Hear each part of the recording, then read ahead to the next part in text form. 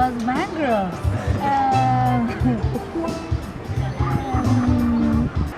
Mangrove significa bom e te produce mais oxígeno que qualquer outra planta que tem no mundo.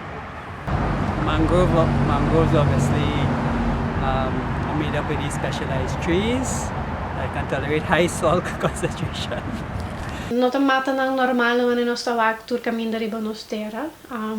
Nanta único tipo de mata nang kupo sobreviver é eigenlijk salinidade de nos lama e não nota full ding lama tampouco, pero naka nada net riba é grens entre lama e bobibisa e terra.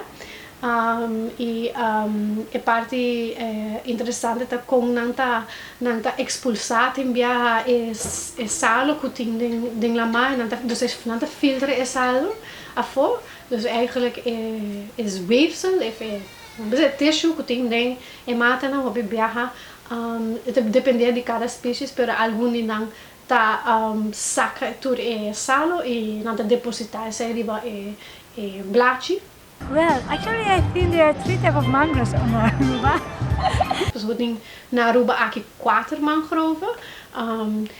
De black mangrove, white mangrove, red mangrove e buttonwood.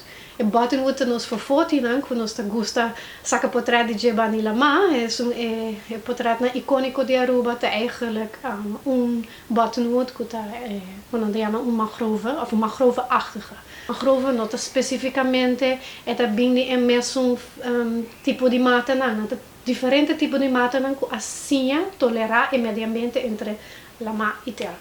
And I think they're also important for protection of the coastline. And I know they also provide a protective barrier in terms of taking in some of the not so healthy things in the environment and converting them into healthier and more supportive structures. For um ecossistema muito importante, mesmo que coral na erva de lama, nanta filtra água que também for de terra, duas pessoas água na for de terra tem poluição dentro, eta filtra esse sedimento que tem hopi de nos roi não que ta carga hopi água com hopi sedimento, esse aí então aguanta e tudo esse e não drenta lama e contaminar nos refnan de coral e nos erva em lama que nanta hopi mais sensitive sedimento que mangrove não tá. And they protect against erosion, just as a coral, and so very important ecological services, right?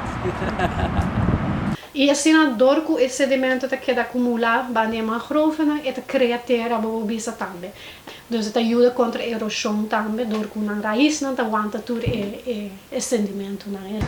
And a lot of, for example, crabs, and a lot of species also live in the mangroves, birds as well.